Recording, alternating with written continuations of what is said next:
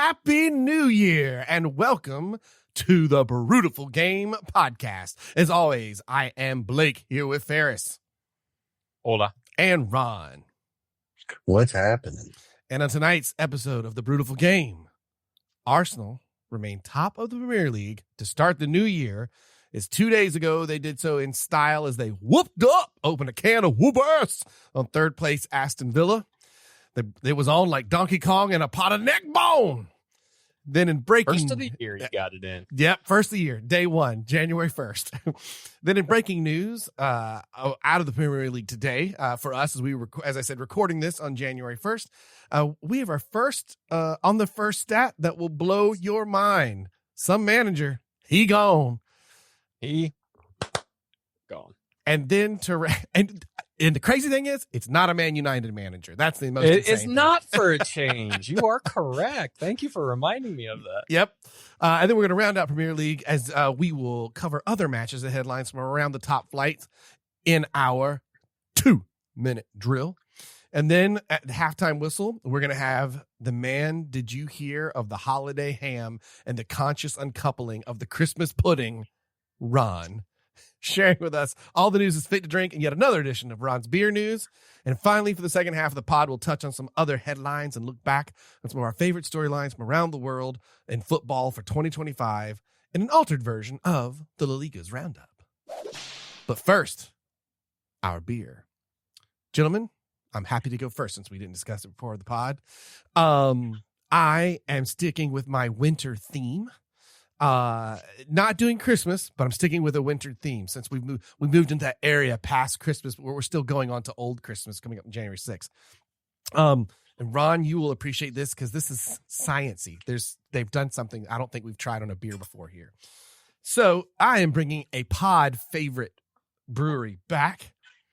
Our brewery that we love from, and I have to check this to pronounce it correctly, from Akureyri, Iceland.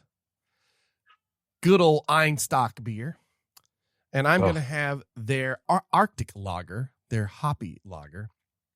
For those of you unfamiliar, Einstock is located 60 miles south of the Arctic Circle in the fishing port of, hold for it, Akureyri, Iceland. And their Arctic lager, the right appears, Iceland's magnificent glaciers draw curious legions from around the world. You can taste the majesty in every sip of Arctic lager, brewed with Munich and Pilsner malts and dry hop with Citra, and here you go, Ron, Citra cryo hops. Our Arctic lager delivers a full hop forward aroma with a medium body and crisp, refreshing taste. But what are Citra hops, Citra cryo hops, I hear you ask? Well, here's the fun sciencey bit. Citra cryo hops undergo a cryogenic process in which the whole leaf hop are separated into concentrated lupulin at an extremely low temperature to preserve the essential oils and resin. This procedure results in a more potent hoppy and citrusy taste. So I've yet to have anything that wasn't kick ass from this brewery. So Oh yeah, Einstock, one of my favorites. And this is on the lighter end because they tend to be like, they've got like they got wee heavies and their white ales, their toasted porter, well known for, but their hoppy Arctic lager. I'm super stoked to give this. They have a Christmas ale that's just real nice, Clark. Where the Vikings got a little red nose on it. Yeah. So that's my beer this pod that I'm quite excited to try. Who's next? Ron, do you have a holiday theme beer? I do not. Okay. Well, then I don't either. However, I do have a theme beer to this holiday season in terms of Upside Down. Oh, Is it his Starbucks order? Oh, you know me so well. Grande macchiato. Baby. Yeah. Macchiato upside down. Yep. And I'm at an extra shot nowadays for a little extra fuel. There you go. Are you serious? Oh, absolutely. Say your drink. Say the drink that you ordered. You give me 4 of those. Oh, heck yeah. turn it upside down. They shake it for you. You don't got to worry about the damn thing sitting on top of the milk, and you got to mix it. You sit there for about half an hour mixing the damn thing. No, they mix it for you upside down, baby. And from Upside Down Land, and courtesy of one of my absolute favorite breweries in town, Tactical Brewing, I have Hello Stranger, a hazy IPA, Stranger Things themed, if you will. And obviously we're recording on the first here. The season finale, the series finale, just aired on Netflix last night. I have not seen it yet, Blake. I know that you have seen it. But no spoilers. No spoilers. No spoilers. But I'll be watching that soon and enjoying this beer with it. Again, from Tactical Brewing here in Orlando, Florida. Hazy Indian Pale Ale. It has anchovy hops, WCHB 102 hops, Moteca amplifier hops. Wait, did you say anchovy hops? That's what ANCHOVY. You might have just taught me something new. Yeah, I didn't know that either. That's why I said it kind of like. Anyways, keep cold, drink fresh, 7%, 16 ounces that I'm going to pour into my pint. May I add to your beer? Because you have sciencey. Yours is sciencey too. Let's go. Anchovy hops are a new experimental American hop variety. Experimental code 24B05 from Seagull Ranch, known for unique aromas of watermelon hard candy, raspberry, and dank pine with citrus and herbal notes, not fishy flavors. Oh, interesting. My God, we are living in an upside down world. That sounds amazing. That's fun. Heck yeah. Again, it's Hello Stranger from Tactical Brewing. You can go to tacticalbeer.com. I do feel like, though, with one of the notes being dank pine, they screwed up by not calling it dank pine hops, because that just sounds cool. Right. My beer is from the Great White North. They just got a bunch of snow up in Canada. Like, it snowed for the past 2 days, and there's like 7 feet of snow where my wife's parents live. It's pretty crazy. But right before the holidays, my wife took my daughter up there and visited some family, did the whole Christmas thing, and they brought me back a beer called Party Dad Crushin' IPA. That's a great name. That is awesome. Party Dad. Let's go. God, you got like the white Skechers for the shoes. Yes. Oh, that's awesome. It's pretty funny. Nickelbrook Brewing Company in Ontario there. Burlington, Ontario, I should say. They've been around since 2005, located, like I said, in Burlington, brewing fun, adventurous beers. Their personality is kind of a cross between Collective Arts, if you've ever had any of their beers, and Flying Monkeys in Barrie, Ontario. Interesting. Tons of fun. Awesome. This is, like I said, a Crushin' IPA, 3.5% alcohol. Party Dad is a super crushable, light, tropical, thirst-quenching brew, perfect for enjoying while flipping burgers on the barbecue, stretching out on the recliner, or puttering around the house for no reason at all. The beer they have listed on there, this beer is finger guns. This beer is finger guns. That's great. You said 3.5% for an IPA? Yeah. Well, that's because it's Party Dad. He can't look, man. Party Dad is on some light blood thinners, maybe some high blood pressure medicine. Like, he's got to got chill. Yeah. The pouring color is a 5 a.m. sunrise, gentlemen. Oh, that's a descriptive. That's a delightful description. Yeah.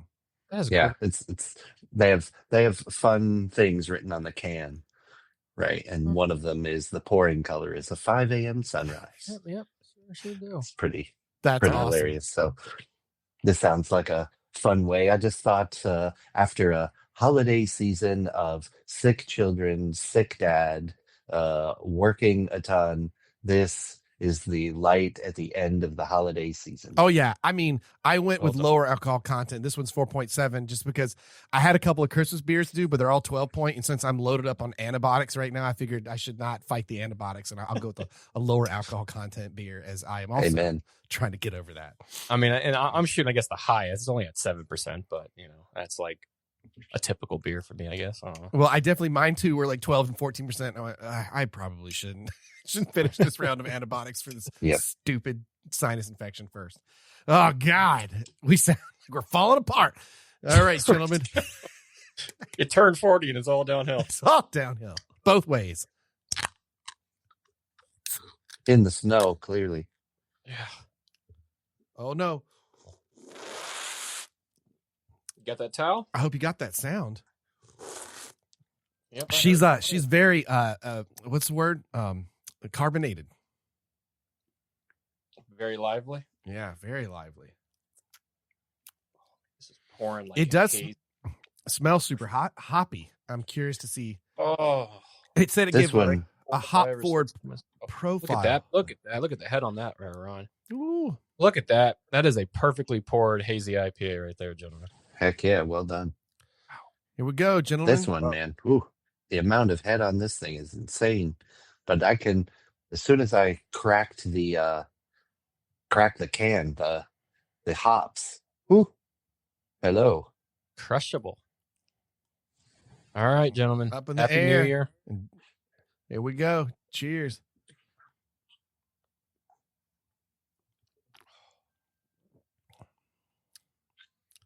All right. Arctic Lager, Einstock. You guys should go to Total Wine and see if that's there. This is awesome. Yeah.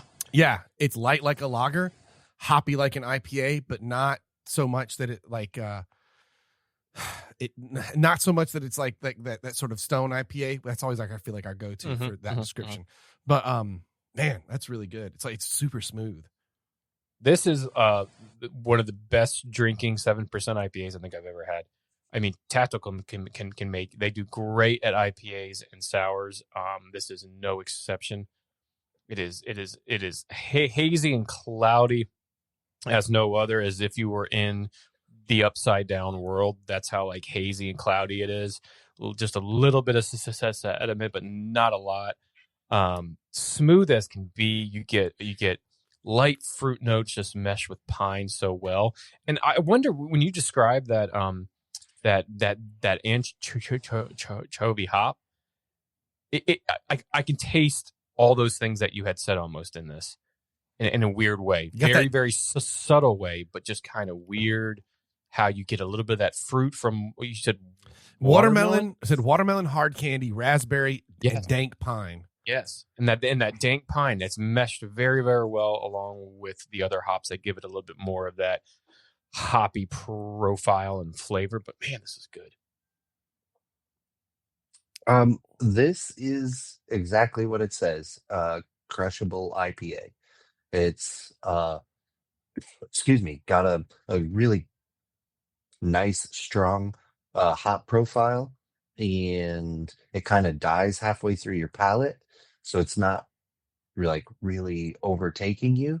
And it's a fair malt balance with it, so it's nothing to like really write home about, but it's exactly what they're saying it is. Yeah. This is like this is a similar vibe. Just drop the maltiness, so it's on the hop side, but it's super smooth. I do like when a place does this. I forgot Einstock does this with his beer. Food pairings, universally pleasing flavor, refreshing brew with all types of cuisines ranging from Mexican to Asian. Complements fried foods, sharp cheddars, American barbecue, and shellfish. More breweries should do that. Mm-hmm. Oh yeah. Yeah, one of the descriptions on a tasting note is naturally sessionable. And I will completely agree with that. All right, gents, shall we move on to the football? Why not? Big rude if we don't. Well, let's hit it up. Arsenal 4, Aston Villa 1. Arsenal remain top of the Premier League with 4-point lead as we enter into the new year and the second half of the season. We've officially just eclipsed halfway point. This was emphatically helped across the line at this stage, as 2 days before the new year, Arsenal thumped the third-place title challengers of Aston Villa by a 4-1 scoreline at the Emirates. Despite it ending 0-0 at the half, Arsenal came out firing the second half, 4 unanswered goals in 30 minutes with only a late consolation goal by Villa in the 94th, with the highlight goal scorer being Gabriel Jesus, who belongs to Jesus, as his shirt, as he ripped off and had that shirt. Adding in the 4th goal on the day and his first in a year since his knee injury. We ask, can Arsenal shake the monkey off their back and see out the lead to end the season? So when I thought we might record prior to this match, the conversation was going to be Arsenal just won like 2 or 3 games in a row because of own goals, where other teams had scored all the goals to win the games. And then they turn around and do this. I will say, I'm scared to get excited because it's being a football fan is so weird, been right? Here before. Been here before, but also just that feeling of like, things are going well, too well, maybe. You know what I mean? That you have as like any fan, but coming off some games where they played not well. Well, it's weird. With Brighton, they actually played great in the first half and shut them down, but then just could not get a goal across the line. And Odegaard had a good one, but then had to rely on Brighton to win the match. This did feel like a bit of a statement coming off of those couple of matches, especially with Gabby Jesus being back. A big Gabby back, I should say, and Gabriel Jesus back. That felt like an important one. I mean, obviously it was, but it felt like an important statement to make to win this game and win it big. No, and it was even tagged as such. You know, this was like a huge match, and Villa were 8 games in a row, 9 in a row. They've won in the league 10 in a row, something like that, and both teams hampered a little bit. No Calafiori for Arsenal. No Rice. No Rice. No Matty Cash on the other side. No. What's his name in midfield for them as well? Did he come? Oh yeah. McGinn came on at half. But I didn't get to watch the game, but I saw the scoreline at half 0-0, and the next thing you know, seeing you guys' text, I'm like, what the heck's going on? And it was just a barrage of goals. Yeah.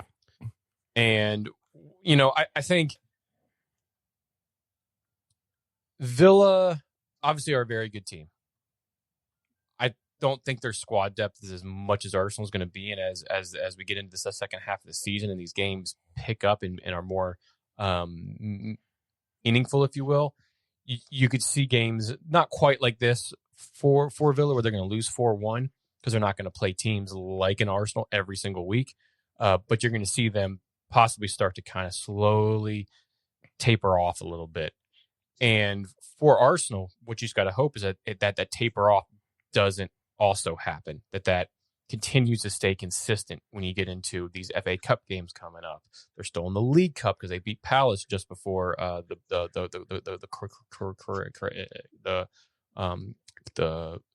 beat Palace on Christmas Eve, I think, or Christmas Eve. So they're still in every tournament that they can be in. It's a lot of games. So is their league form going to take any sort of hit? I think is something to keep an eye on. But they're deep. Even though they've lost Odegaard for a majority of the year, still without Havertz, lost Gabriel for a bit, without Calafiori, they're still deep. And keep this in mind, Arsenal are winning and scoring goals sometimes, unless it's their own goals, without the help of Victor Gyökeres. Yeah. He's been kind of anonymous throughout. Not necessarily it's not a bad thing because Arsenal aren't losing. It's not being brought up in the news because Arsenal aren't dropping points in games. You know what's weird? That's why it's not being talked about a lot. But he has not been on the score sheet.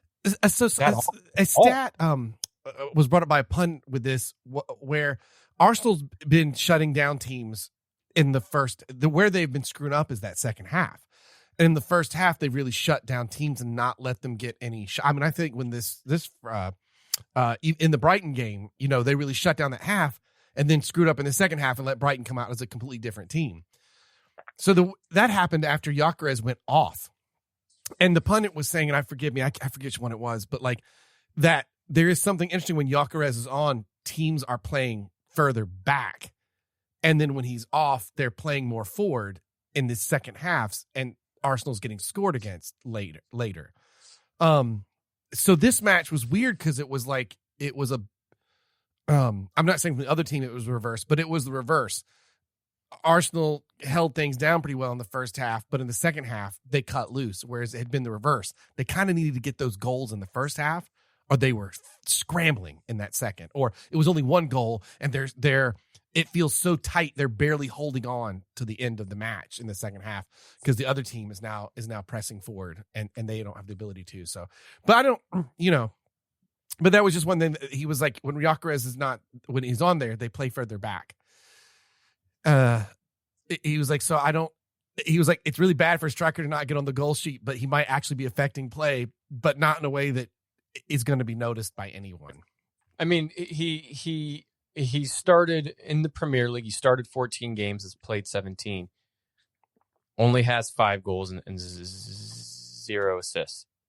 Not terrible, but those goals are coming once every 6 or 7 games, not like they're in a flurry of games. Yeah. And you're seeing that because of the only 5 goals. So his player rating of FUTMOB for the season so far is only a 6.67. Now, not very good. But to your point, if he's pulling people and chasing down balls and doing the things that are kind of unseen from number 9, he might be helping the team out in a way. And because Arsenal haven't been losing and he hasn't been scoring, it hasn't really been a topic of conversation. No, Arsenal's not if he's not scoring and you guys have dropped 2 or 3 games because he just doesn't show up for games type of thing. So yeah, your top goal scorers are actually, but here's the other stat. In Arsenal, who's the top goal scorer right now? I would say Zubimendi or Declan Rice. Victor Gyökeres is tied with Trossard at 5 apiece. 5. Yeah. And then it's 4 apiece for Eze and Saka, then 3 for Zubimendi, 3 for Marino, 2 for Declan Rice. It is really spread out on the club. Mm-hmm. Where was Eze in this? Did he come in as a sub, or is he? No, he stayed on the bench. I think he stayed on the bench this match. I don't think he came in. I do not believe. I mean, that was probably because there was no need. And you got a bunch of matches in a row. 3 goals and 4 goals in a matter of half an hour. It's keep them healthy. There's no need. Because all your subs came in after it was 3-0. Well, Jesus was on for Gyökeres. Oh no, you're right. But it was 3-0 at that point. But that was after it was 3-0 and he scored the 4th. A minute after being on the pitch. The Trossard goal was awesome. I love that guy. He was almost sold. Remember that? Before the season started, it was real close to him being sold and details couldn't be worked out. And then he's ended up being who? I don't recall seeing that one. Because there might not have been necessarily a place for him. But then a couple of injuries made it so that there absolutely was a place for him. And he has bounced between starter and super sub, whatever match he's been in. And not to on the flip side of this. Oh, go ahead. Sorry. Just on the flip side of this, I think that I thought if anybody is going to give Arsenal a good run, I thought it was going to be Villa over Man City. Man City have been so inconsistent. Like today, they drew with Sunderland, right? And not that Sunderland's a slouch team, but if I went to any Premier League fan and said tomorrow Man City versus Sunderland, who's going to win it? you would hands down bet that it's Man City, right? But Man City's just so inconsistent this year. The way that Emery has Villa firing and the subs he makes and the tactical setup he gives teams such a hard team to play. And I really thought that if anybody was going to give Arsenal a run, it would be Villa.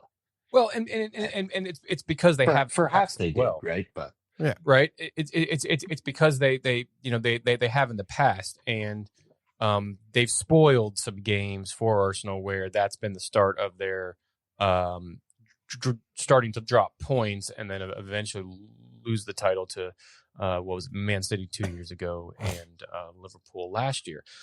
But this was also a little bit of a different lineup than they have been playing. Again, no Cash. And he was no yellow Maatsen carded in the Chelsea match. Yep, and no Maatsen. Their past 3 games they played where they all won, they had a back four of Cash, Konza, Lindelof, and Maatsen. Kamara and Onana midfield. No Kamara in this one, so Tielemans was in. No McGinn, who has gotten the starts as captain the past 2 games as well. So I think now some of these players were available that I was talking about. Not all of them were injured or out for a yellow card accumulation. But I think, going to your point, Ron, I think Emery got his tactics wrong here. Yeah. I think he's such a good in-game manager that he did the opposite of what he did the week before when it was Chelsea and Villa, where they were being beat 2-0 in that, or no, 1-0 in that game, made halftime adjustments and changes, and they come out ahead 2-1 in that game. This, they went in 0-0 at half, adjustments, a few subs here and there, and they just got blown off. They just got blown apart. So I think Emery in this game got it wrong as much as Arsenal got it right. Not that, it was just that he got it wrong. No, Arsenal for sure got it right, especially in the second half there. But Emery, I think, certainly got it wrong. And that's rare because he hasn't shown that all season. And kind of rarely does throughout his tenure from not only being at Villa, but the other, at Arsenal teams that he were, was within Spain as well. Well, and Villa has been very much a second half team. So when it's going into the half at 0-0, you're getting nervous, especially with the late addition or late subtraction of Rice not being in the match. Yep. And instead, the script was completely flipped. So much so that Emery couldn't even stick around and do a handshake with Arteta after the match, we noticed. That was the big woo after the match. All the pundits were chatting about and stuff. Was he booked out of there really fast. But certainly, like, it was a nervy one that I was super worried about. I would have been much louder about it if I hadn't been so damn sick trying to recover off of whatever the heck was kicking my butt. But I was just like, yeah, thank you. And then I went back to sleep on all the drugs I was on. But huge. That's huge because they just had a streak. Arsenal had like a streak of 2 or 3 matches that, like, ugh, you're lucky to win those. A couple of those own goals, you almost hate that the striker or the goal scorer got robbed of the goal because it was going in because of them. But like, it was on goals that were winning these matches. But there's that old adage too of like, well, even, if you're a team that can win it all, you can win when you're not doing that great. And in those matches, they weren't doing well on the attacking side, but they were doing well on the defensive side. And that was out without Big Gabby, and now he is back. So it felt big. It certainly felt like a statement of some kind. And luckily, today's matches were very much in favor. So I'll take it. It's a nice little Christmas present. I'll take it. Now, speaking of Christmas presents, I know what this is. This is after Christmas and Krampus done visited. Very quickly. Yeah. So on January 1st, New Year's Day, we all woke up on this holiday, on this beautiful new year, thinking, what will 2026 bring for us? And we were all quite shocked to see the headline that Chelsea Football Club had parted ways with manager Enzo Maresca. With his immediate departure, this marks the first in league history where a manager was sacked on the first day of the new year. Oh, I was wondering about that. Maresca departs Chelsea 3 weeks following the announcement that he was Premier League Manager of the Month for November, and less than 2 years into his contract with a total of 92 games at the helm of the Blues, going 55 and 16 and 21. Also, he won the Club World Cup and something else, right? 2 trophies? The Europa League. Oh, and Europa League. Last year. No, not the Europa League. He won the Conference League. The Conference Europa League, Conference. Europa League. Conference. Yeah. What the hell? What?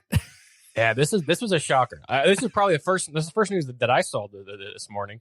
When I had getting up and the one eye open, you're looking at the phone, you're seeing what kind of headlines came through from the night before. That was one of the first ones that I saw, and then both eyes opened, and I was like, "Oh, I got to close one eye because it's too bright." But that thing was. I was like, "Wow, that's a shocker." Oh, when our buddy Phil put that in the text thread, I thought it was a joke. I didn't. Yeah, I thought. Yeah. And he was just so kind of like coy about it too, not really saying what it happened or like. And I don't remember his exact text, but it was just very like something they're making a big move or to start the new year or something along those lines. And you're going, holy crap! This is like some of the past few games hasn't been bad, but they're still sitting in what, 5th? So. If you're really paying attention, which I understand why you are not paying attention to Chelsea's managers and every nuance, this is eyebrow raising, but it's not a complete shock. There's been some stuff going around for the past couple of months. Mostly this is due to a relationship breakdown with the club hierarchy, right? Poor recent results, which is 1 win in 7. And there's been a lot of public displays of dissent by Enzo Maresca. Yeah, he doesn't not look holding happy. Press conferences. Yeah. Not holding press conferences, getting snippy with reporters and the press. And I don't know if you guys heard about the worst 48 hours with the club after the tie with Bournemouth. He didn't have a press conference with Bournemouth after the Newcastle win. What's the worst 48 hours? What do you? So I'll get to that. Okay, sorry. Because that I wasn't aware of. So, strained hierarchy with the club. Sources indicate that growing tensions with the ownership stemming from Maresca's public frustration and perceived lack of support, as well as disagreements on player management. So, the club is doing what the club advertised they were going to do, which is we're basically going to set who your players are, and you're going to manage the team the way what we're kind of telling you to do. And I think it really stems from a triangle of people.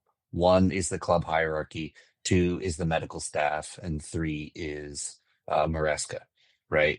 So obviously Chelsea's form is dipped significantly in the past, 8 to 10 weeks. There's the cryptic remarks around the worst 48 hours, which really has to do with the medical staff. So the medical staff have been trying to help him um, manage the various injuries and the various injury prone team members that we have, right? Which we have several. Most famously being, uh, as I forget his name. James. Yeah, James. So they really have to manage his minutes, right? Cole Palmer injured himself, needed his minutes managed. Wesley Fofana, right? Levi Colwell, right? We have a whole bunch of people injured, and Maresca is trying to win and manage people's minutes. The medical staff don't feel like he is doing the player rotation he should, and some of the people he's just relying on. For example, Moises Caicedo has played every single game from last year into the Club World Cup and in this year, right? So Moises Caicedo, being a boss, being amazing, is doing pretty well. But that, like, he gets injured, he's going to be out forever because we're not managing his minutes. We're only managing the injured people. So while he is doing squad rotation, he's not doing it to help everybody. He's only doing it across the injured players.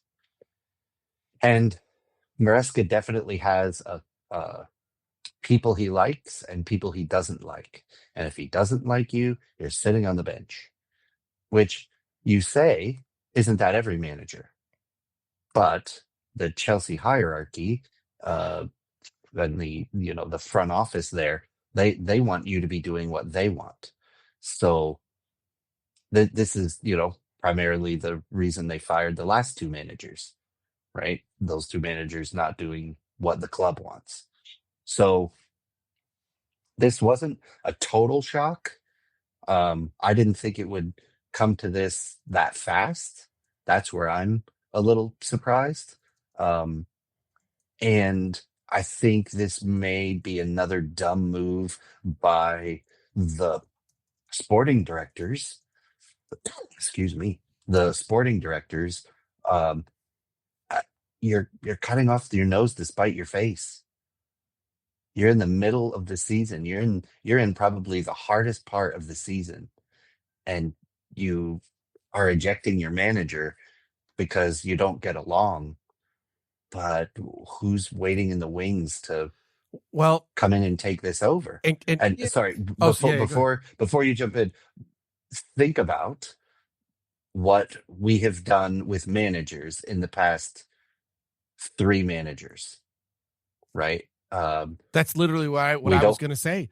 Tuchel left because he didn't like how he was being managed, basically. Under the same regime of the Clear Lake Capital something. Because Tuchel was the one that was there when they came in, right? And he was out Correct. after the first 100 days that the new owners came in. Yeah.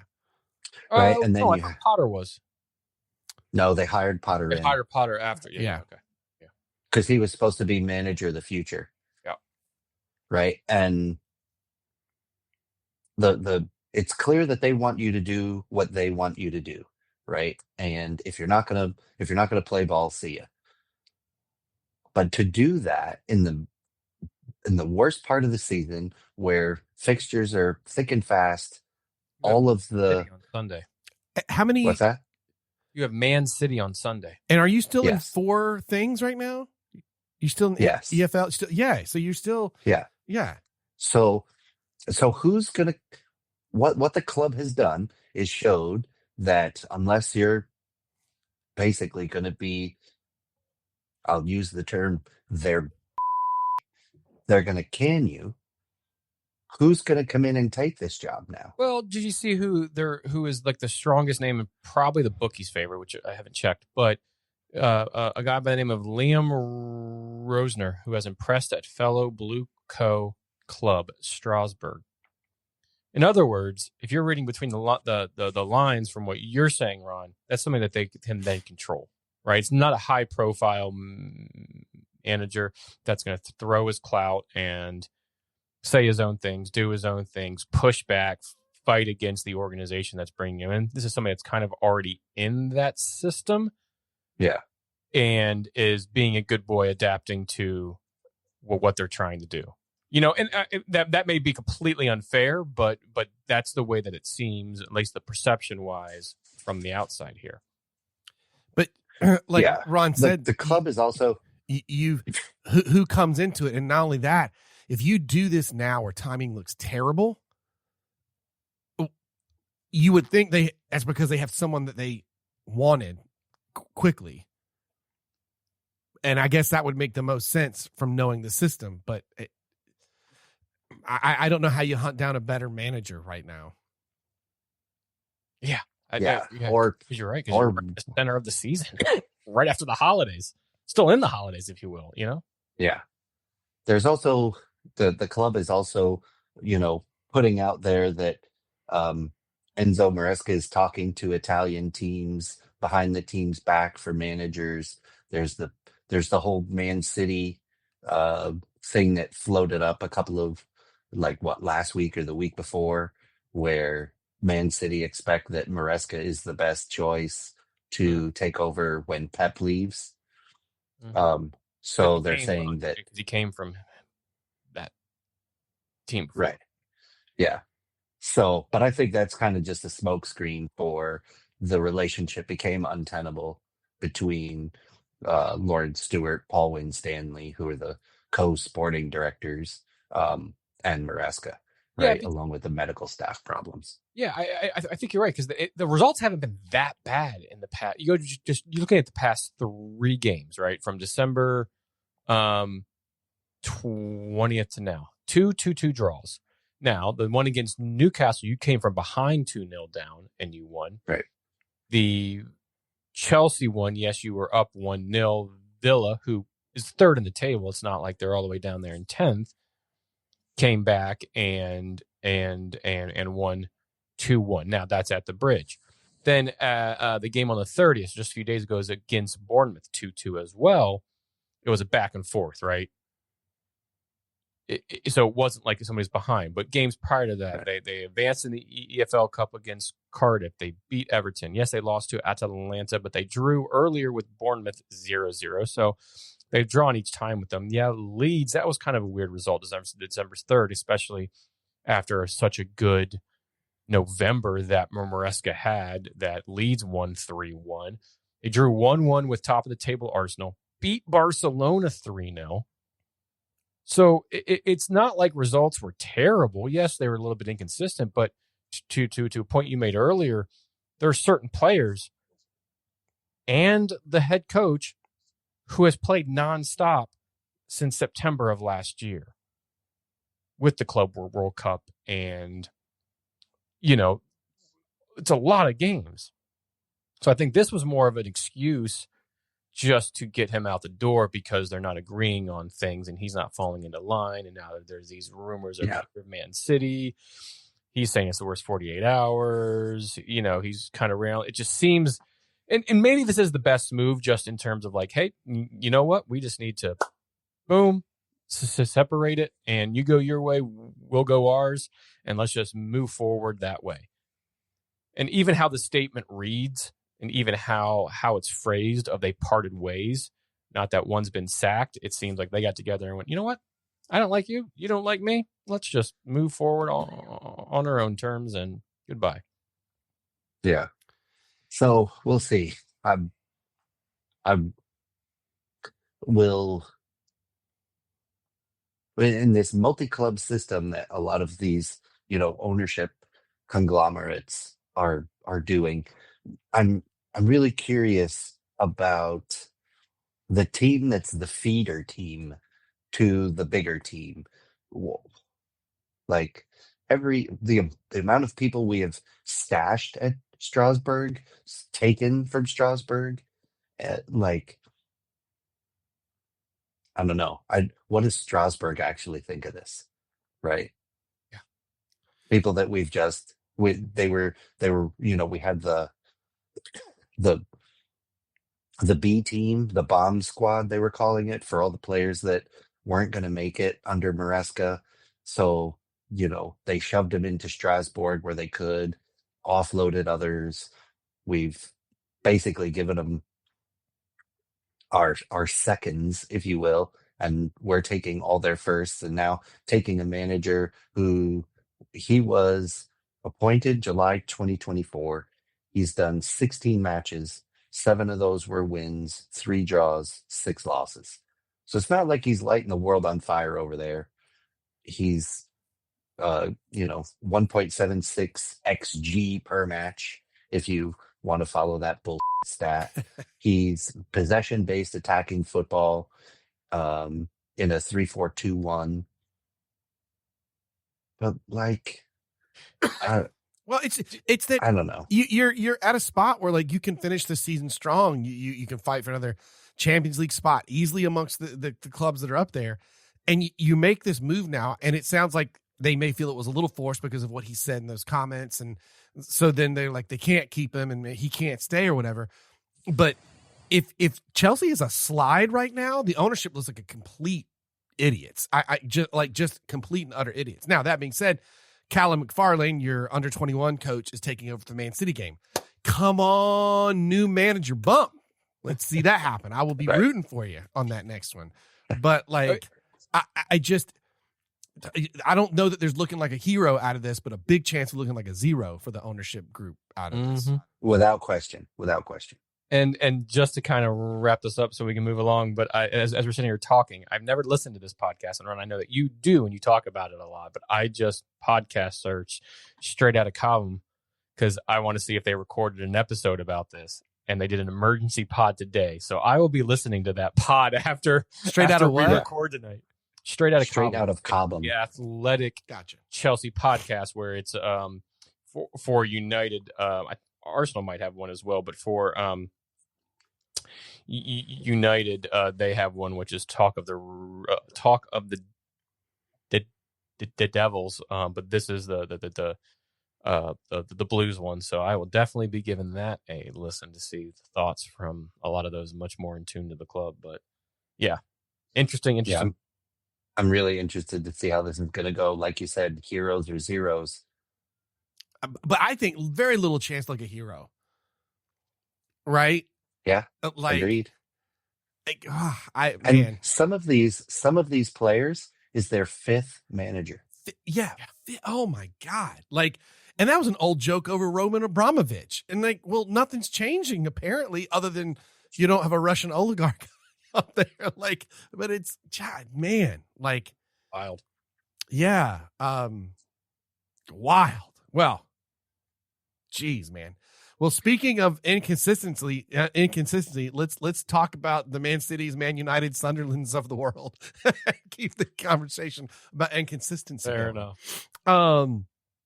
So on our 2-minute drill, Sunderland. Let me start the clock. Here we go.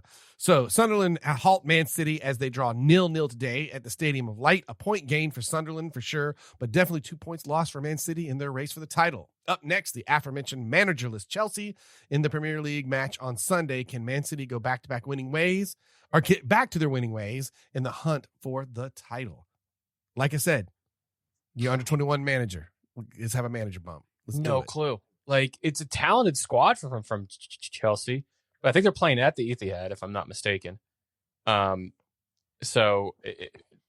you're on the road, no manager, trying to figure out what's what, who's who, and who's even going to play, what formation, what style. You're just going to roll them out the same way you did.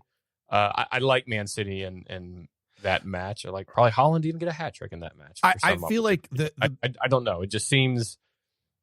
You'd like to see a manager 21 bump, and we're playing for the club, but I don't know, away to one of the best teams in the league. I would say based on Chelsea's defense right now, but their ability to score. Your hope, actually, if you're not a Chelsea or Man City fan, is your best hope is probably like a hat trick by Holland, but also Chelsea getting 3 goals, so it's like a 3-3 draw. Yeah, but it's. Chelsea can, but Cole Palmer's not firing quite as well. Joel Pedro's been spotty at best. You got Alejandro Garnacho, great. He's fast. He can push, but he's like what he was at United. Not very clinical in the box, sloppy passing. He'll run his socks off, won't play a whole lot of defense, so he'll get the occasional goal or two and the occasional cool flick, but other than that, that's what you get with him, right? Yes, he's young, but like you have consistency there, and the consistency with Chelsea is in the midfield and at the back primarily, but then you look all the way at the very back. Their goaltender, he's spotty at best. Right? Sanchez has really picked up in the. I will argue against you on that one. Sanchez went from zero to hero in his form after the Club World Cup this year. He's made much better decisions. Hasn't given up stupid goals from his, poor passing through the center. He got set off against Man United from in like the first 2 minutes of a game. That's a bad decision. One out of how many? Wait. And you compare that. Chelsea and red cards, they win when they get those. That's okay. There's a team of bad decisions. That's okay. This year, that doesn't matter. You get a red card to Chelsea, you win the game. That's fine. He was just trying to go ahead and guarantee that win as early as he could. I would say the patchwork defense is going to have a real hard time with Holland and the rest.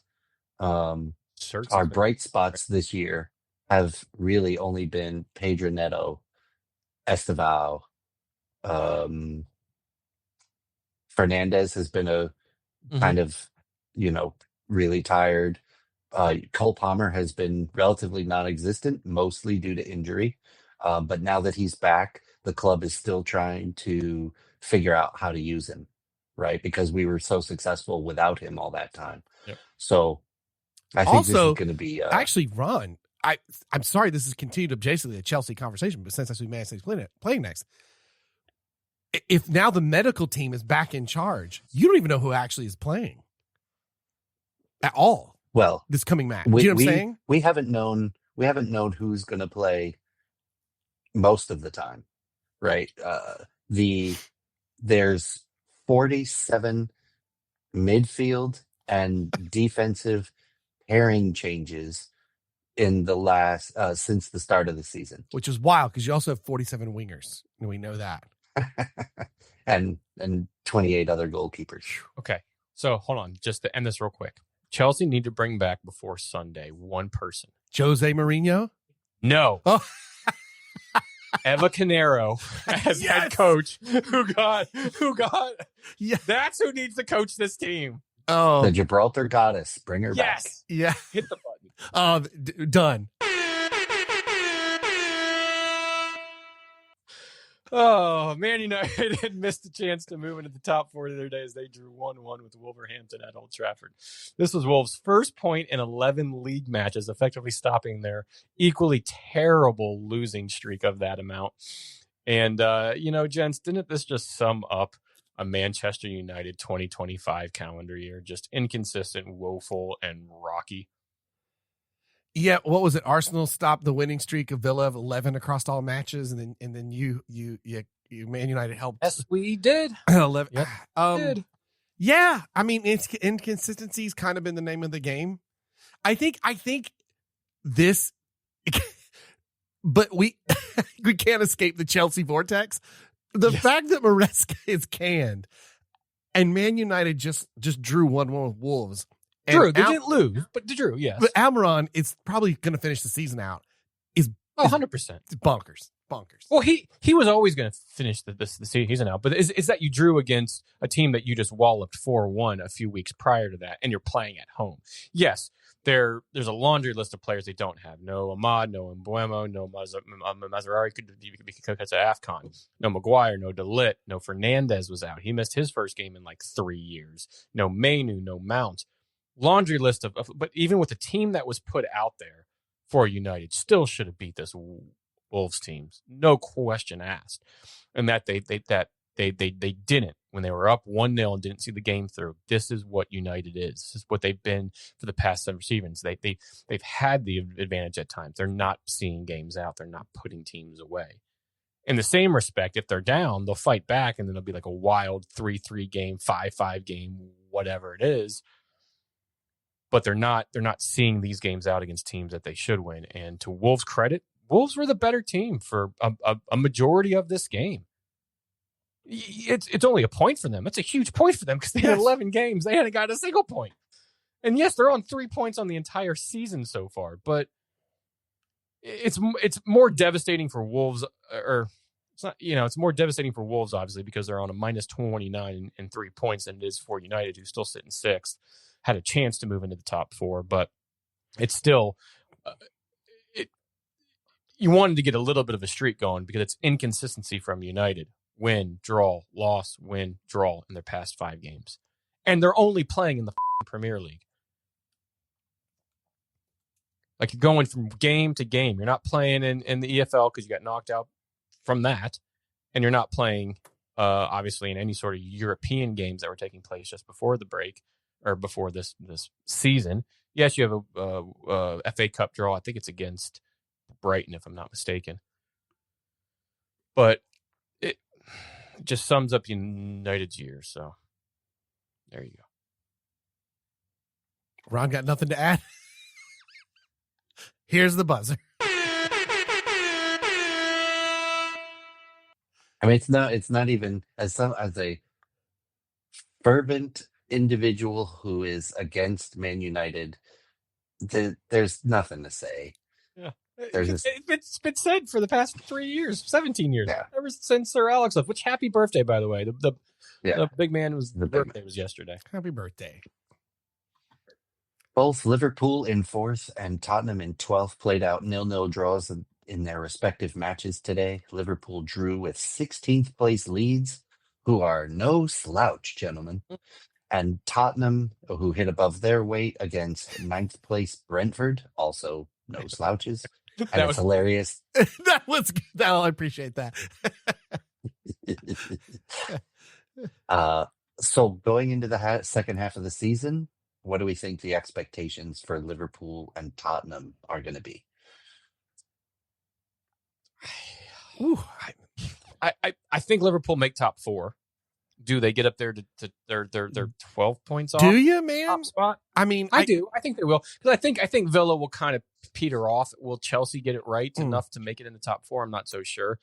Man United might be the biggest challenger there just because they're not playing in any other games. You know who's feeling good right now? And they're going to get Mbuemo back and Ahmad back here soon. So I don't. Between Liverpool and Chelsea right now, Sunderland's like, y'all, this is the chance. This is the chance. Yeah. And if you remember, Sunderland was up there in second, not so many weeks back. But they're still, I think they're we can confidently say they're going to be safe for this season. But I Tottenham feel like they're teetering. They feel like a Newcastle, and I mean, yes, they're 12th and 13th respective in the table, so they're very close. But they're just as inconsistent as a Newcastle. They have talent. They have Kudus. Richarlison with his big ass neck tattoo has been scoring goals, but there's news today that Brendan Johnson, who they brought in the year before last, is going to make the move over to Palace here in the break because he's not getting in the squad.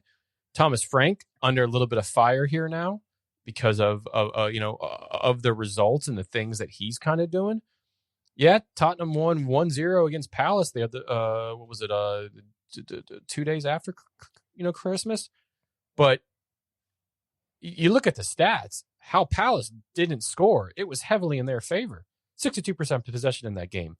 1.47 expected goals to 0.88, and yet the team 0.88 expected goals won the game. That's wild.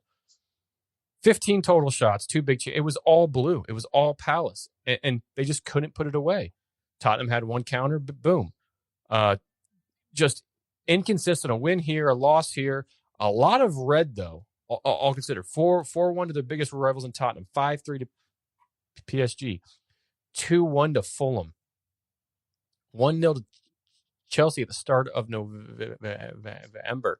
2-2 with Man United. They're just not. They're not consistent in things they're doing, and Thomas Frank is under fire. Where I think Liverpool, we haven't talked about it that much, but with the Isaac,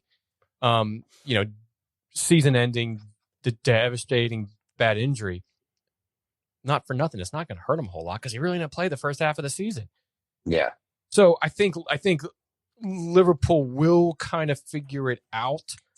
It's going to be interesting to see how Salah gets integrated back, after AFCON. But I think they're good enough that they will at least figure it out, get top 4, probably end in third, second, somewhere in that range. Yeah, I think Tottenham pretty much end up in 11, 12, 13, somewhere in there. Again, due to the inconsistency of Thomas Frank and what's going on. But also keep in mind, Thomas Frank is still figuring the team out, right? So you expect that he certainly has picked them out of 16th, right? Yeah. So while it's not an amazing season, it's an upward trending season. And so for that, I think you just leave him be. But will he be given the time to do so where we've seen a lot that managers aren't allowed that time. Now, it's a new ownership group, too. Keep that in mind. He was not hired under this ownership group. So it depends on who's available. That could change things as well. If there's nothing to really go after, I think he stays. So Maresca's available. But I think he stays, but would have a very short leash in the next season. If that were the case, if he made it past the made it all the way through the season, I think he'd have a very, very short leash going the following season. Antoine Semenyo, will he stay or will he go? Hey, you did another Stranger Things there, didn't you? Will he stay or will he go? This January, as the window's now officially open, will he even be included in the team on Saturday as the Cherries host the Gunners? That game always makes me nervous. I like the Cherries when they're not playing, but they're playing. They always play Arsenal very well. This is a weird one to me. Well, it's not okay. Making money is making money, and I get that. But I feel like Semenyo goes to Man City. He's not going to play a lot, and there are other clubs that would snatch him up as a striker that I think he would play a lot, and can I know at Man City you can win. You're going to get trophies and stuff. So I get that, but yeah, but I agree with you because I wonder where he's going to slot in between Foden, Silva, Doku, Holland. There obviously you have Ryan Shurtsky who was brought in the summer's been playing great. You also have Savinho in there. Where exactly is going to fit in? It's just to add depth to the attacking line. My gut is telling me he's going to fit in somewhere there on the right, opposite to Phil Foden, and you maybe move Searchy back into like a number 10 role where Silva's been playing, but a little bit older now and legs. I think all in all, wherever he signs is going to be a good signing for them. But I think he plays this weekend. I don't know if he plays a whole lot more games after that because all reports, especially just before the turn of the year, that Man City are close to agreeing terms with Bournemouth to sign. And Bournemouth have, I don't want to say fire sold, but they've offloaded a lot of players in the summer to teams. And this isn't a piece that people were looking at coming into the season, just didn't pull the trigger. Your Man Cities, Man Uniteds were looking at him, but Man United ultimately went with Brian Mo in that role, which I'm perfectly fine with. But he has a release clause, which plays a big part in this, and they can meet a 65 million pound release clause where that is the cheapest it's going to be, and then at the end of the season, that clause then goes up. I don't know what that number it goes up to. I want to say it's somewhere in the 80s, but you can essentially get him on a cheap 65 million pounds for a proven threat and proven goal scorer in the Premier League is a good bargain and deal. So he's going to be snatched up. It's just whether he's going to go to Man City or another team at the time. And does he go this January, which I think he will.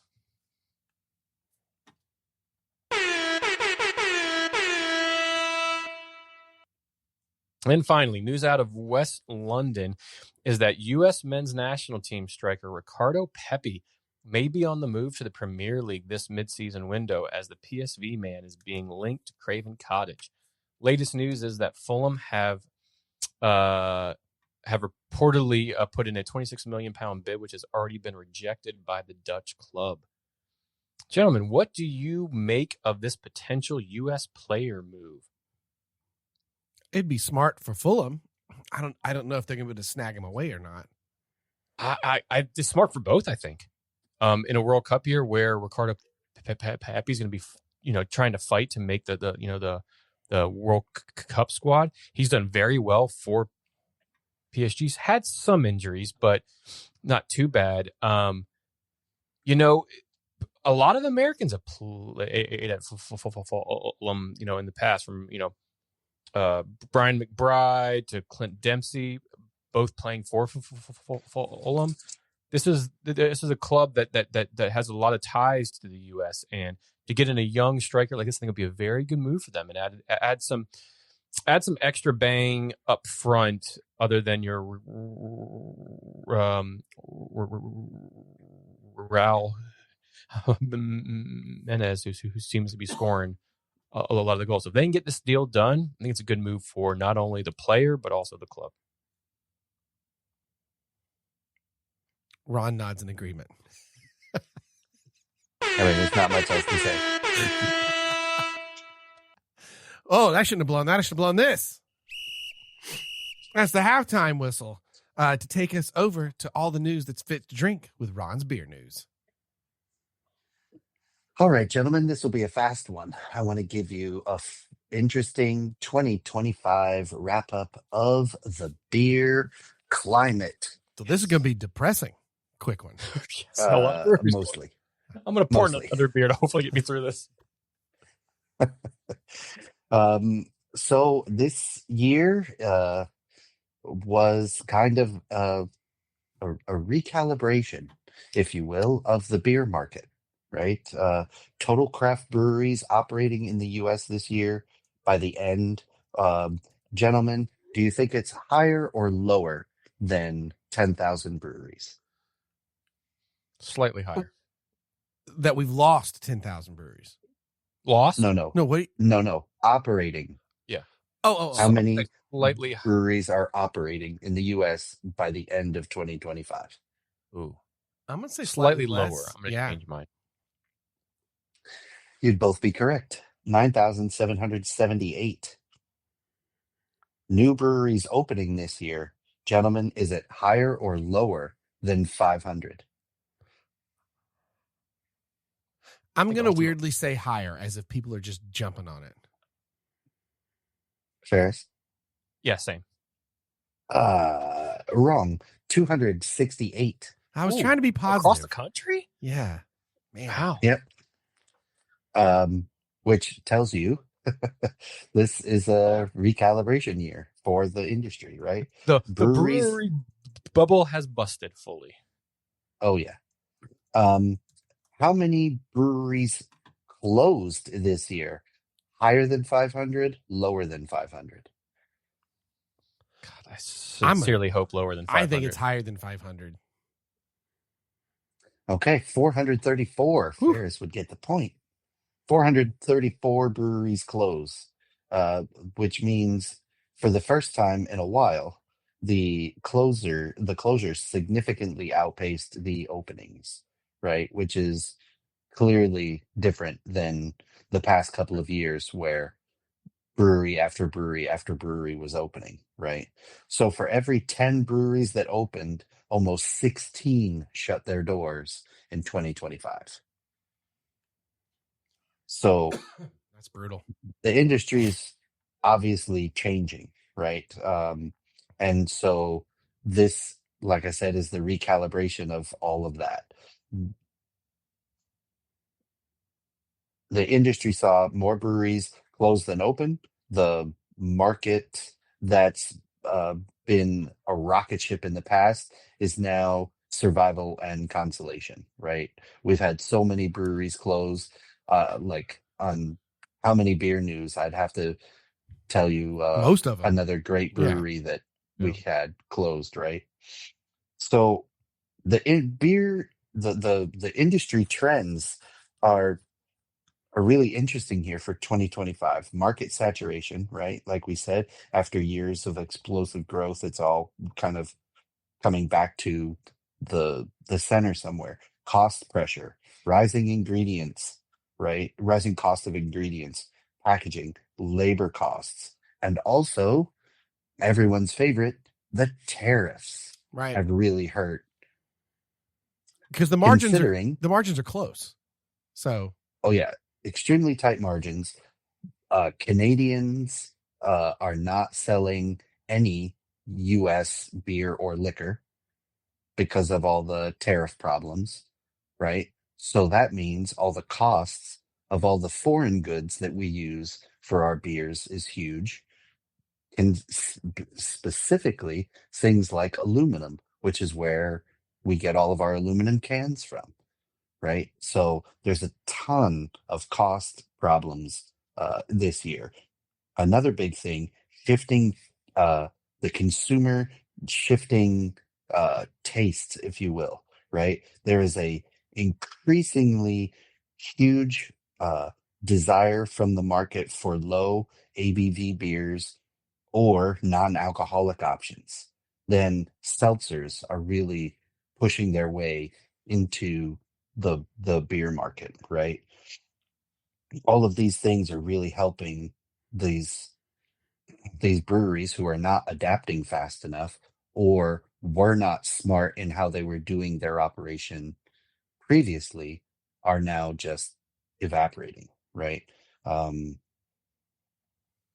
some breweries that were expanded too fast in the boom and leveraged themselves out, so now they have no choice but to close their doors, which is quite sad. So essentially, 2026, the look ahead is going to be some interesting things, right? One, the easy growth years um, are over. So no brewery can just rely on, we opened a brewery, we're going to print money, right? It's now they're going to be forced to be sharper and more interesting, or provide new interesting ways to worry about their costs and their overhead. Um, and they're also going to have to figure out a differentiation between trying to get distribution and taproom experiences, right? Because most of the dream has been, we're going to open a brewery, we're going to have a small tap room, and we're going to get our beers out on the market in distribution. yeah. That's where we're going to make our money, right? Volume over the price, right? Now, it as the bubble recedes, if you will, it's now really going to be about niche tap room experience, right? And community anchored breweries, which has not always been the case. It's interesting that you say that, because as I was thinking about like the breweries here in Orlando, the ones that have popped open and then closed, your ones that have continued to stay open and stayed open for years now, even pre-pandemic, are your ones that are embedded in that community that have sustainability with regulars, with beer sales, with to-go sales, with the atmosphere that they bring. More about the few off overall top of my experience than just the beer itself. right. The Yeah. ones that come off the top of my head are your 1010s, your tacticals, your Boegans, your sidewards, your toll roads.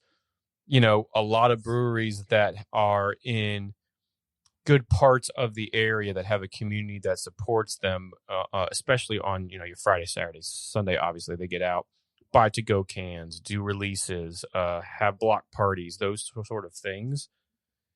And that's what the brewery world, I think, the craft brewery world for me has always been about, and the draw that I've always had to it, and probably a large reason why we even started this podcast and doing the beers that we've had, is because of those type of craft breweries, not your niche ones like your I'll say niche ones, but your ones that look to grow at a rapid rate just for the sake of trying to gain more on the dollar front, not necessarily the atmosphere front. You think of like your Persimmon Hollows that opened up in the area and shortly closed. That atmosphere downtown wasn't nowhere near what the original brewery has out there. How they opened up over and I'm not trying to single them out, but that's what they tried to expand way too fast, and they caught themselves in, we need more money. How do we get that, opposed to what do we bring to the community and the environment that we're in? Well, and the place I work at, we have our own brewery, and it used to, and obviously we're a tourist destination, and we used to distribute and go after that, but stopped. It was not worth it because we had a captive audience coming to our tourist place and like actually selling the beer direct to consumer, like Ron was talking about. By dropping the work and time and effort put into doing that, it's actually saved and made more money and just focused on the direct to consumer experience for the whole thing. Yeah, so keep an eye on 2026 because it's going to be a defining year for the craft beer business, right? Especially with things like low to no ABV beers and other alcoholic beverages that are becoming more and more popular, cutting into the market share, right? So this recalibration is for 2026 is going to be multifaceted, and the breweries that don't innovate are going to be toast. Well, and look at and we're doing a good pod for this because look at the beer that you have, Ron, right? A 3.5% IPA that you can crush, right? It's low on the ABV. It's not going to probably sit as heavy as what I'm having here in a 7% IPA, where that IPA bubble has definitely burst, right? If you're not an IPA fan, or you weren't prior to that bubble and that growth, then you're going to like where it's going now with lagers, lighter beers, sessions, those sort of things that is more in demand now. Lower carbs, lower ABV, lower, those type of things. That's where you have to, what you're talking about, Ron, have to evolve, have to change on how you're starting to brew. Whether it's more lighter sours that taste good, that taste like, Well, not for Ron. No light sours for Ron. No such thing. Not wrong, Ron, but those sort of things, and I think that's a big. I think we're seeing that in all the stats that you're throwing out here, Ron, for sure. Yeah, and breweries are going to have to do more to get people in, right? Like, I can't tell you how many breweries in the local area have their trivia night or their the one I love down night here, the trivia night at Collusion, the beer the place I've told you guys about. It's so good, and I hate that kind of stuff normally, but whatever they've learned about how people don't like, oh God, trivia night, I just want to hang out with my friends and talk. They do it in such a way that it's so easy to hang out with your friends and talk and still have like fun. But I was like, oh, I like this, and it didn't even make that connection until you said that, Ron. But that means they're looking at it in more than just one way. You know what I mean? It's not just right. We're going to do it, but we need to do it well so we can actually get people up over here. You're going to have to make it the experience you're going to have to make it such a specific experience that people will choose to go to your place over a million other things. And the other thing I think you have to do well, Mad Chef Brewing here I enjoy. Is like this. You gotta have good. Your food's gotta be good, and the craft food element of it has to become, I think, super important as well. I mean, that place Collusion we go to is fantastic, and Mad Chef the food is so good. I'd honestly take you guys there to get you the food as a priority just as high as the beer. Yeah. I'm interested to see how breweries like Tactical come out of the next year.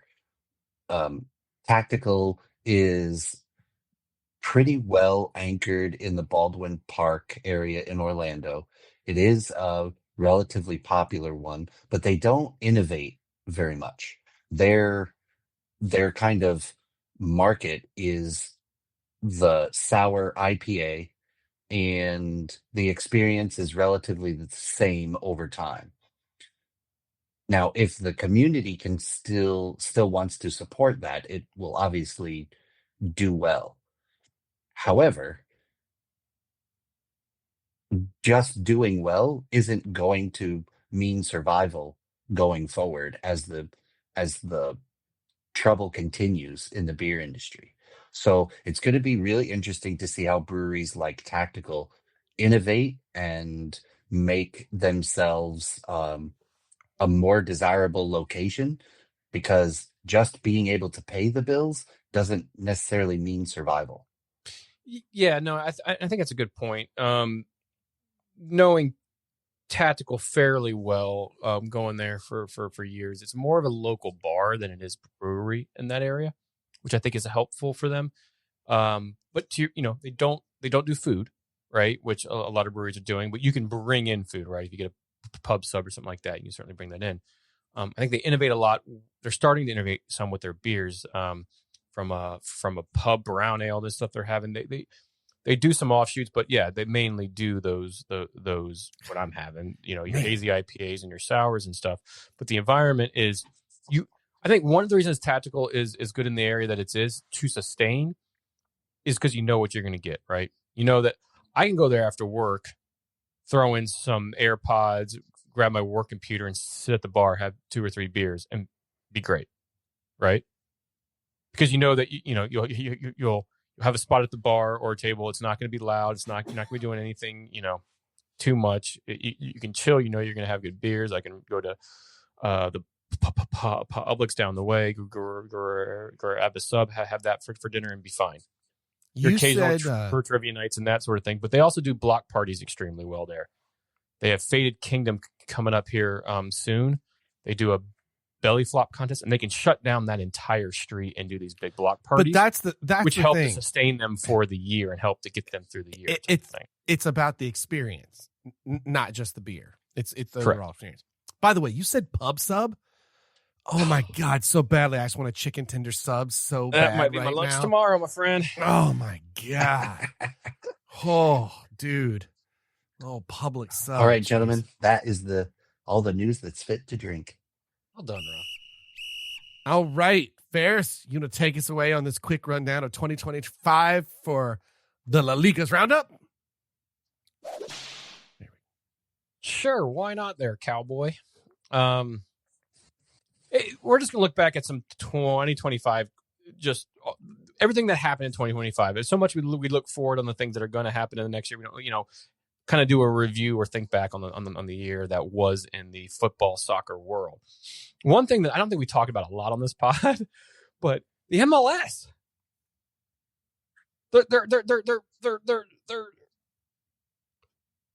They listened to the podcast. They listened to Blake. They heard Blake for many, many years talk about let's change the schedule of the change the schedule of the season. And they are going, back in November, the MLS Board of Governors voted to shift to a summer to spring play schedule, therefore switching their season schedule around to align with world football.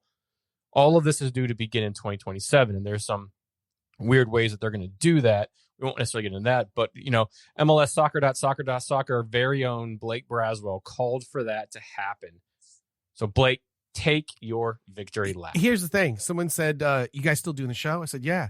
How long can you do it? I said, I don't know. I love doing it. But if I had to pick a retirement day, it would be the day that season launches, because I don't know how much more good we can do in the soccer world than our show. 11-year reunion show or whatever. Our legacy of getting the MLS to switch its schedule because we wouldn't let it go. I'm just saying that's a good high to go out on. If I had to pick, that's gonna be a career highlight. Sure.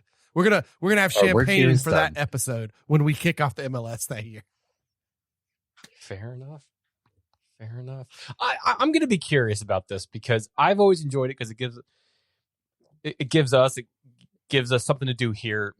Something to do in the summer months, right? No Premier League, it gives you something to do. There's only baseball and NASCAR on and golf, right? All three of which you can take a great nap to at any point throughout any of their games or what's going on, right? So, we'll still have the NWSL hasn't made that switch, so we'll still have that, of course. But I'm curious. I think it's going to go through some growing pains at first, especially in this kind of 2026 to 2027 year on how they're going to do it. We won't necessarily get into that, but I think ultimately it's going to be a good thing. I think it's going to align better. You're going to have better selection of players. You're going to have continual growth. I think you have to be careful about overgrowing the capacity without adding any sort of pro rel that lower leagues in U.S. soccer have had. That's probably the next phase of maybe a 10-year plan for the MLS is we add all these teams, right? We had San Diego this year. You had there's teams that are being added here in the near future. I don't remember offhand. Utah maybe is a team. I don't remember. But you add these teams and maybe then you get to that point.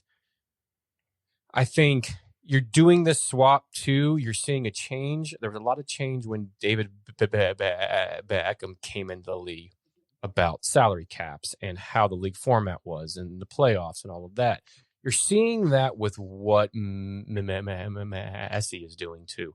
Seeing how a global star, a GOAT to many in the world of football, the impact that he has had is now changing how the league thinks and how the league's going to format and change going forward.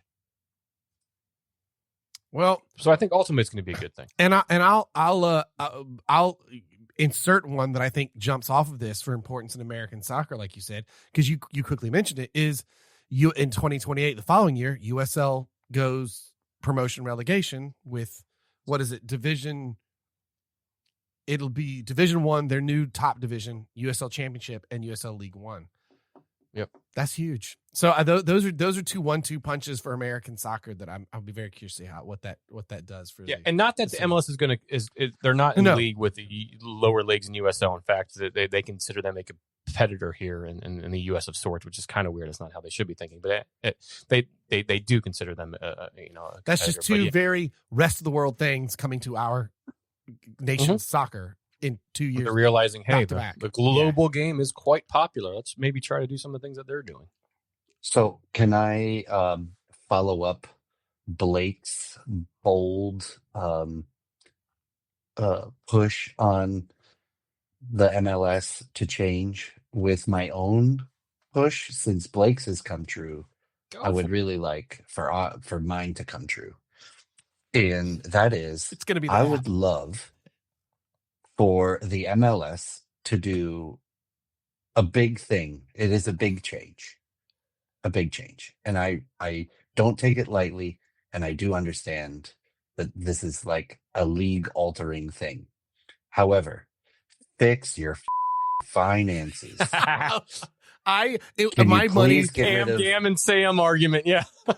Get that out of here.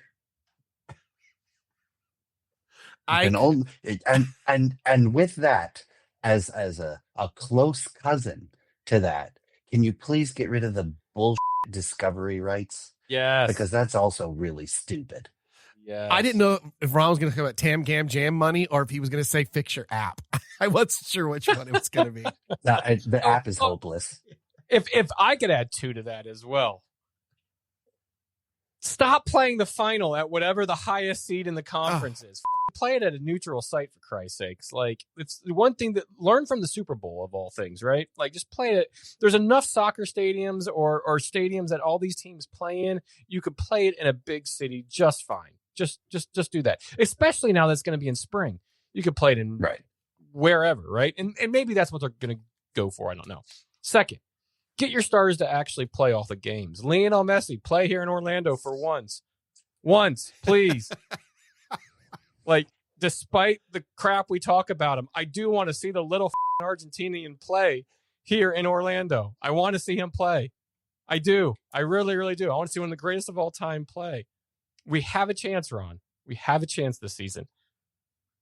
3 games in, I think second home game or third home game, March 1st, Inter Miami's playing. He's going to have a hangnail. Right? There's no way. He's washing his hair that day. There's no way he is. Come on. He's got a dentist appointment. There's no way. He can't make it. He has to play, right? This early in the season? He's got to film a new Michelob Ultra in a commercial. World Cup year to stay. Come on. He's fighting to stay in the Look, I get it. But he's getting his eyebrows tweezed that day. Okay. What are you going to do? Sock drawer always has something to do with it. Sorry, Blake. I'm having you write down a bunch of... Anyways, other news stories, gents. I mean, here are just some like headliners from 2025. Harry freaking Kane finally wins a trophy with Bayern this past season. PSG not only win the Champions League, but 5-0 win the Champions League in a thumping. Arsenal women beat the heavy favorites at the time, Barcelona, 1-0 in the Women's Champions League. England women go back to back. It's coming home and it's staying home as they won the Euros against Spain in a penalty shootout, if I'm not mistaken. Chelsea win the first ever expanded Club World Cup, which is played here in the States, and all sorts of different things from heat to weather to nobody showing up in the stadiums to ticket prices to number of things. Yes, Ron? Wet bulb globe temperature. Wet bulb globe temperature. Did I tell you Please guys remember that. Someone brought that up. Like, it was wild to me.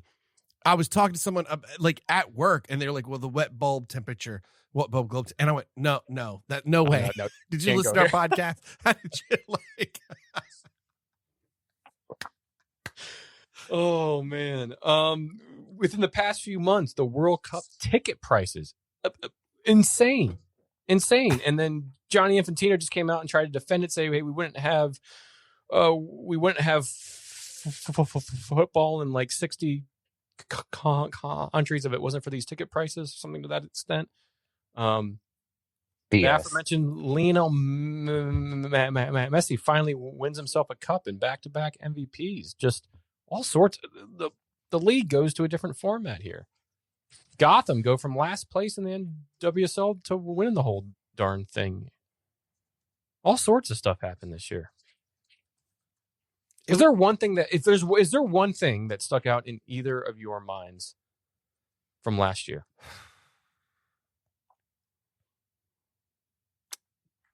Out of 2025 soccer news. Yeah, if you were 2025 soccer, boom, what's the one thing that would stick out in your mind?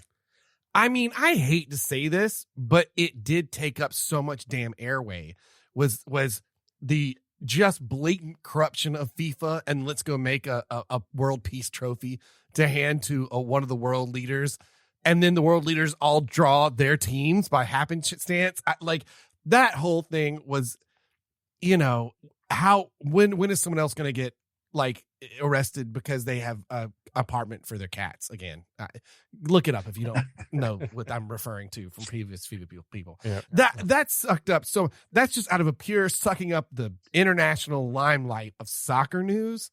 That definitely stands out. That definitely stands out a lot to me. Hey, the Transformer trophy for the World Cup is real nice, Clark. Yeah. Autobots roll out. Thank you, Optimus. Ron? I would have to say the, unbelievable win of Chelsea in the Club World Cup. And I say unbelievable not because I think we were such an amazing team. We smash and grab that like crazy. And it was completely unexpected due to new manager changes and all that insanity that was going before the Club World Cup. Fair. I have three things. One more local. Just following the pride off of a season where we've actually won the whole damn thing in the NWSL thing. Just being here, through all of the championship merch, the banner raising, the chance to meet some players this season, all of the things that the pride do just kind of stuck out in my mind, and everything else going on was just good. Definitely FIFA, World Cup prices, Club World Cup stuff. The peace trophy that went to Donald Trump. It's just a calamity. And then a player comes to mind too for the year that they had. Chloe Kelly.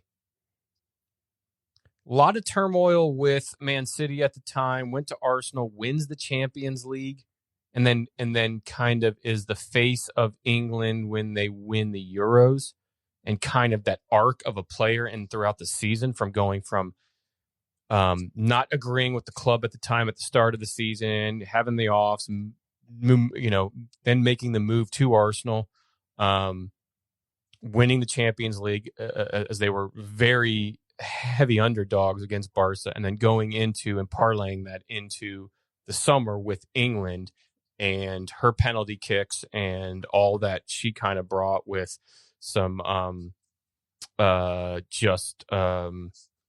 cavalier type ways of how she went about all of it all. She comes to mind as somebody from last year in my mind that just had herself a season in the arc that player had. So those would kind of be my three things that instantly come to mind for me from 2025. Those are all good shouts. Does that wrap us up then, gentlemen? The old 2025.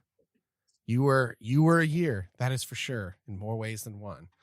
But I ring in 2026 with a tasty beer as we go over our beer mentions.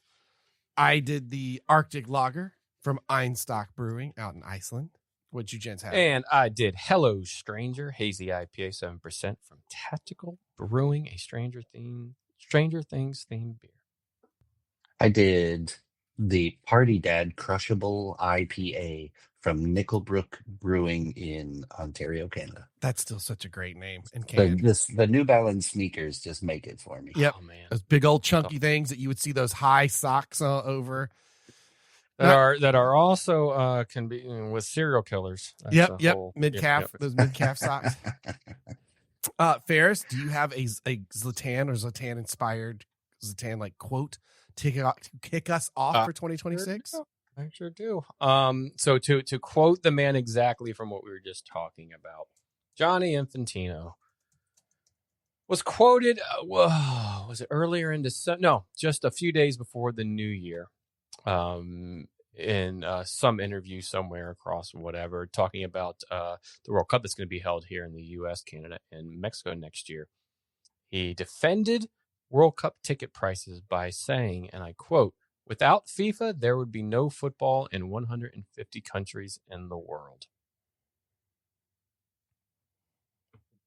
So I agree that that's probably true, right? It's the politics and the grift and the corruption that is surrounded by all that is the problem, right? No, I agree with you as well. I think to some extent that is absolutely probably true. That's on if you were doing those old circle, not pie charts, but what are they called? The ones with the Venn diagrams. Venn diagrams. That's probably one of the only things on the right side of the Venn diagram. There's not a whole lot on the left side or right down the center of the Venn diagram, right?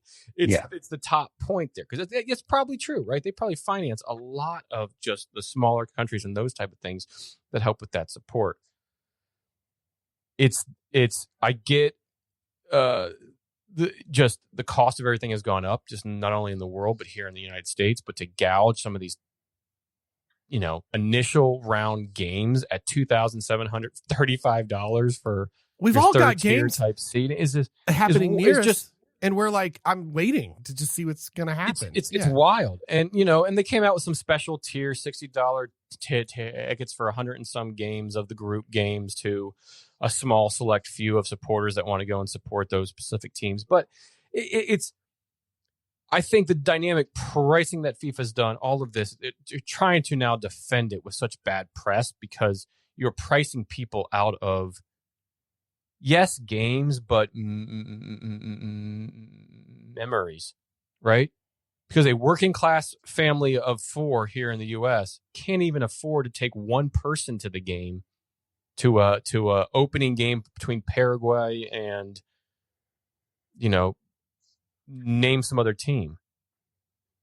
That's a memory that family's probably wanted to look for or want to try to do, and now they're having to pay $6,000, $7,000, or like you said, even just for 4 tickets for the whole family to go and enjoy it together. Or like you said, you're just pricing people out of stuff. Just one soccer fan that's like, I'd like to go see a match, right. But 2,500 might be out of my price range. Yeah. So here's why I think this is all horse. right? Like this whole like, oh, 150 countries, we do so much. FIFA generates billions in Hmm. revenue, Hmm. primarily from the sale of TV broadcasting, Yep. marketing license rights for tournaments, ticket sales, etc. For the 2019 to 2022 cycle, it recorded revenues of 5.8 billion with a B and ended with a net positive balance of 1.2 billion with a B for that cycle, which they did not allocate to profit because they're a nonprofit. So at the end of the cycle, they have to show zero profit, right? They put it in something called allocated reserves. Otherwise known as cat apartments. As a nonprofit, the surplus is held in reserve, which are substantial. FIFA at the end of 2024 held $2.9 billion in reserve, ensuring the organization's financial stability, is what they call it. $2.9 billion for your financial stability? And we don't call it profit, we call it reserves. So Gross. I think you could take a little bit smaller ticket prices so that people could go to it, because you make far more money on the marketing, you make far more money on the broadcast rights, you Options. make far more money on all the concessions and all the other stuff. Looks good Give on let TV when the stadiums are packed. Good Yeah, it's publicity. just All the it's yeah. all BS. All of it's a money grab. We'll see if there's going to be any slightly attended stadiums or something as we get closer or the matches start to begin. As always, you can find all our stuff at thebrutifulgame.com. Drop us an email, thebrutifulgame@gmail.com. Follow us on the socials, Untapped for all our beer adventures. If you like the show, tell your friends, your families. We've gotten great grandmas and great aunts now. We're moving on to the great uncles as we try to spread Kick the them unks in. That's right. Get the word of the Brewtiful Game. Gentlemen, it is the New Year's, and I have a resolution. I have not been reading like I used to. So my goal is to not only read more, but I'm going to attempt to also at least every quarter tackle a classical book. And as I have a theatrical background, there's a lot of Shakespeare I haven't read. So I've had a bunch of Shakespeare stuff popping up in my algorithm feed for new stuff because I've been searching through Shakespeare stuff. But I don't know if you guys saw this, but they uncovered a cache of pencils in England that once belonged to William Shakespeare. William. Yeah, and the article says, Bill. a spokesperson said, they're so badly chewed on the ends, we can't tell if they're to be or not to be. There you go, ladies and gentlemen. Well done. Your first one of 2026. Thanks for listening to us for another year. Have a happy, happy new year, you filthy animals. Love the beer. Cherish the game. The Brewtiful Game.